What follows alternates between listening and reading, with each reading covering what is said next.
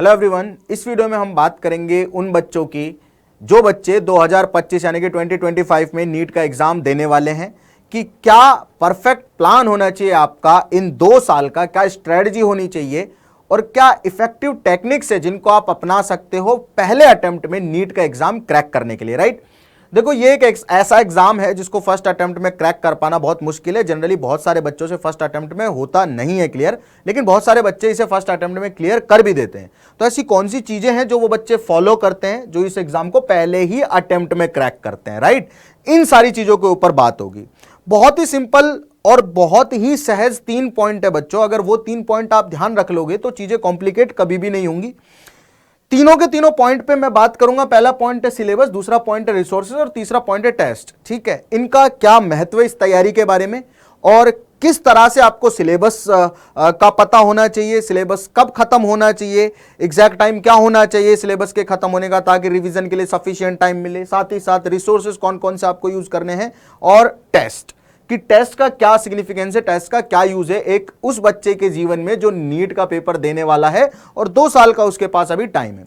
सबसे पहले अगर मैं बात करूं सिलेबस की, तो बच्चों सिलेबस आप लोग हमेशा एनटीए के बुलेटिन से देख सकते हैं, एनटीए की वेबसाइट से चेक कर सकते हैं कि जो सिलेबस है वो अपना कितना है। राइट, अपडेटेड सिलेबस आपको हमेशा देखना है। वैसे तो चेंज नहीं होता है सिलेबस, बट फिर भी आप लोग इसे चेक करते जरूर रहिए। राइट, अब सिलेबस जो भी है फिजिक्स, केमिस्ट्री और बायोलॉजी का, उतनी ही चीजें आपको ध्यान में रखनी है कि इनसे बाहर मुझे कुछ भी नहीं पढ़ना है ना। मतलब कि सिलेबस में मुझे ओवरफ्लो नहीं करना है, जो सिलेबस में दिया हुआ है उसी के अंदर की सारी चीजें पढ़नी है, चाहे वो फिजिक्स हो, चाहे केमिस्ट्री और चाहे बायोलॉजी हो। आलतू फालतू की चीजें पढ़ने से कोई फायदा नहीं, आप लोग टाइम वेस्ट करोगे, अपनी एनर्जी वेस्ट करोगे। अगर नीट के पेपर में कोई चीज पूछी जाती है तो वो यहाँ पे ऑलरेडी मेंशन्ड होगी कि यहाँ इस चीज को आप पढ़ लोगे तो भाई साहब इसी टॉपिक के इसी कॉन्सेप्ट से आपसे चीजें पूछी जाएंगी। तो वो टोटल जो भी 98, 99, 100 चैप्टर्स जितने भी आप उन्हें कंसीडर करते हो उन सभी चैप्टर्स का सिलेबस आपको पता है, उनके अंदर टॉपिक्स हैं, उनके अंदर कॉन्सेप्ट्स, तो उससे बाहर हमें सबसे पहली चीज कुछ भी नहीं पढ़ना है, फालतू का टाइम और एनर्जी हमें वेस्ट नहीं करनी है। उसके साथ साथ सिलेबस का सही आइडिया होने से आपको यह पता चल जाएगा कि हमें कितना जल्दी स्टार्ट करना है। देखो किसी चीज को इफेक्टिवली पाने के लिए हमें थोड़ा सा ना जल्दी स्टार्ट करना पड़ेगा। क्यों करना पड़ेगा? क्योंकि बच्चों यहां पे हमारे साथ साथ 20 लाख और एस्पिरेंट्स होंगे जो एग्जाम में अपीयर हो रहे होंगे। ये सिर्फ अपने खुद के इंप्रूवमेंट का एग्जाम नहीं है, बहुत सारे लोगों से जीतने का भी एग्जाम है क्योंकि कंपटीशन है। और लेट्स बी फेयर, इसे एक्सेप्ट कर लेते हैं, बहुत बढ़िया रहेगा। हमें अपने आप को तो इंप्रूव करना ही है, साथ ही साथ हमें यह भी मेक श्योर करना है कि हमें एक सीट मिले एक अच्छे मेडिकल कॉलेज में। उसके लिए हमें तैयारी जल्दी स्टार्ट करनी पड़ेगी। जल्दी तैयारी स्टार्ट करेंगे तो सिलेबस जल्दी खत्म होगा, जिसके लिए हमारे पास में सफिशिएंट टाइम होगा। तो जितना जल्दी आप स्टार्ट कर सकते हैं इस तैयारी को, उतना जल्दी प्लीज तैयारी को स्टार्ट कर दीजिए, क्योंकि जितना जल्दी तैयारी स्टार्ट होगी उतना जल्दी सिलेबस खत्म होगा। जितना जल्दी सिलेबस खत्म होगा उतना ही ज्यादा टाइम आपके पास रिवीजन के लिए रहेगा। राइट, और उस रिवीजन की वजह से आपकी तैयारी बहुत बेहतरीन हो जाएगी। अब रिसोर्सेज की अगर मैं बात करूं तो यार ये तो तुम्हें भी पता ही है, इसमें मैं क्या ही बताऊं कि there is only one and only book NCERT, जिससे बाहर बहुत ज्यादा चीजें नहीं पूछी जाती। मतलब आपका सिलेक्शन पक्का है अगर आपने एनसीईआरटी बहुत अच्छे से पढ़ ली है तो।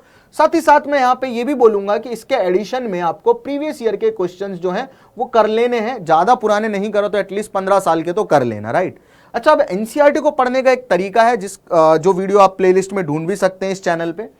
एनसीईआरटी को आपको बच्चों डायरेक्ट हिट नहीं करना है, डायरेक्ट पढ़ने की कोशिश नहीं करनी है। एनसीईआरटी के चैप्टर्स आपको तभी अटेम्प्ट करने हैं, मैं स्पेशली फिजिक्स और केमिस्ट्री की बात कर रहा हूं, जब आपका वो चैप्टर लेक्चर में पूरा हो जाए, जब आप उस चैप्टर के नोट्स बना चुके हों खुद के हाथ से। राइट, अगर आपका चैप्टर कंप्लीट हो गया है, लेट्स से कि कोई छोटा सा चैप्टर मान लेते हैं इलेक्ट्रिक पोटेंशियल एंड कैपेसिटेंस, वो चैप्टर आपका कंप्लीट हो गया, फिजिक्स की मैं बात कर रहा हूं 12th क्लास की, तो उस चैप्टर के आपने खुद से नोट्स बना लिए, सारे लेक्चर ले लिए, उसके बाद आपको एनसीईआरटी पे जाने की जरूरत है। एनसीईआरटी की एक्सरसाइज करनी है आप लोगों को, एनसीईआरटी के एग्जांपल्स करने हैं, उसके लाइंस को पढ़ना है, नोट्स से मैच कराना है। अगर आपको कोई चीज नहीं लगती है एनसीईआरटी में तो बच्चों उस एनसीईआरटी के टॉपिक को, आपको जो भी नई चीज लगती है उसे अपने नोट्स में इंक्लूड कर लेना है। ठीक है, क्योंकि आपके पास पहले से नोट्स बने होंगे तो मैच कर पाओगे आप। नई चीज मिलती है यहां कर लो। साथ ही साथ try to frame question from NCERT. भाई नीट वाले बच्चों के लिए बहुत ज्यादा जरूरी है, स्पेशली बायोलॉजी में, कि किसी लाइन से कितने तरह के क्वेश्चन बनाए जा सकते हैं। आपको चीजें याद रहने लगेंगी, और याद अगर रहने लगेंगी